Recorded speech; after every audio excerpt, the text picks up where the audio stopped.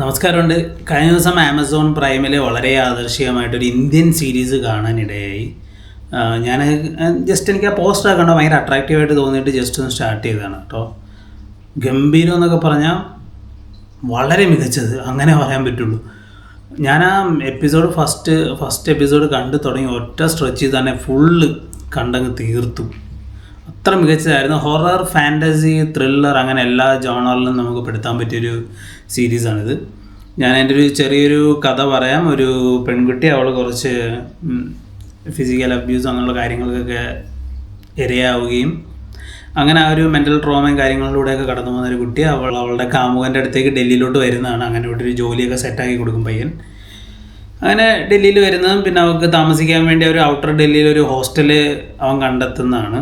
അങ്ങനെ ഹോസ്റ്റലിലോട്ട് ആ കുട്ടി പോകുന്നത് അവരുടെ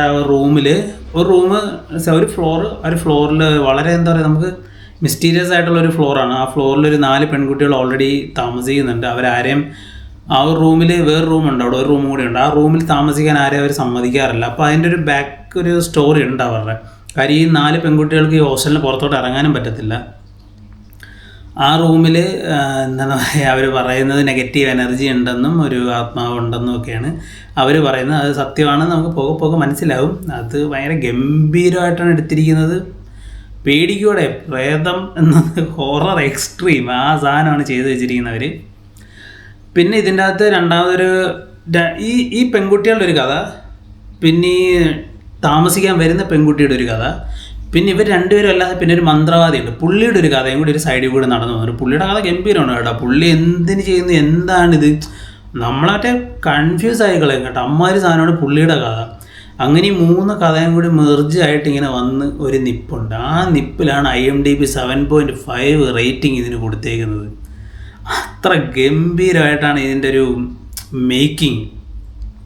കാര്യം നമുക്ക് ഭയങ്കര ആധികാരികമായിട്ട് മേക്കിങ്ങിനെ പറ്റി പറയാനൊന്നും അറിയത്തില്ല. പക്ഷേ ഈ സീരീസ് നമുക്ക് കാണുമ്പോൾ നമുക്ക് കിട്ടുന്നൊരു വിഷ്വൽ ബ്യൂട്ടി ആയിക്കോട്ടെ, നമുക്ക് എക്സ്പീരിയൻസ്, നമുക്ക് ഫീൽ ചെയ്യില്ലേ കുറച്ച് കാര്യങ്ങളൊക്കെ. അതൊക്കെ ഭയങ്കര ഗംഭീരമായിരുന്നു. ഒരു ത്രില്ലർ ഹൊറർ സാധനത്തിന് പറ്റിയ എല്ലാ എലമെൻറ്റും ഇതിൻ്റെ അകത്തുണ്ട്. ആ ഒരു കഥ മൊത്തത്തിൽ പറയാൻ നമുക്ക് ബുദ്ധിമുട്ടുണ്ട്. അതുകൊണ്ടാണ് ഞാൻ ഈ ഒരു ജസ്റ്റ് ഒരു പ്ലോട്ട് മാത്രം പറഞ്ഞത്. ആ കുട്ടി വരുന്നതും ഹോസ്റ്റലിലെത്തി ആ കുട്ടി അവിടെ താമസിച്ച് തുടങ്ങുമ്പോൾ മുതൽ ഉണ്ടാകുന്ന കുറേ കാര്യങ്ങളും മാറ്റങ്ങളും, പ്രേതത്തിൻ്റെ ആയാലും ഈ മന്ത്രവാദിയുടെ ആയാലും അങ്ങനെ യു ഗൈസ് ഫീൽ എന്താ പറയുക, വണ്ടർ അടിച്ചു അമ്മാതിരി സാധനങ്ങളൊക്കെ ഉണ്ട്.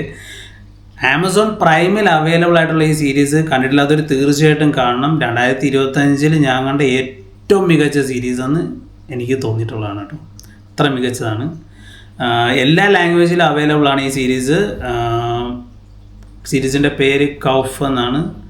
കണ്ടിട്ടില്ലാത്തവർ തീർച്ചയായിട്ടും കാണുക. ചാനൽ സബ്സ്ക്രൈബ് ചെയ്യുന്ന പരിഗണിക്കുക. Take care.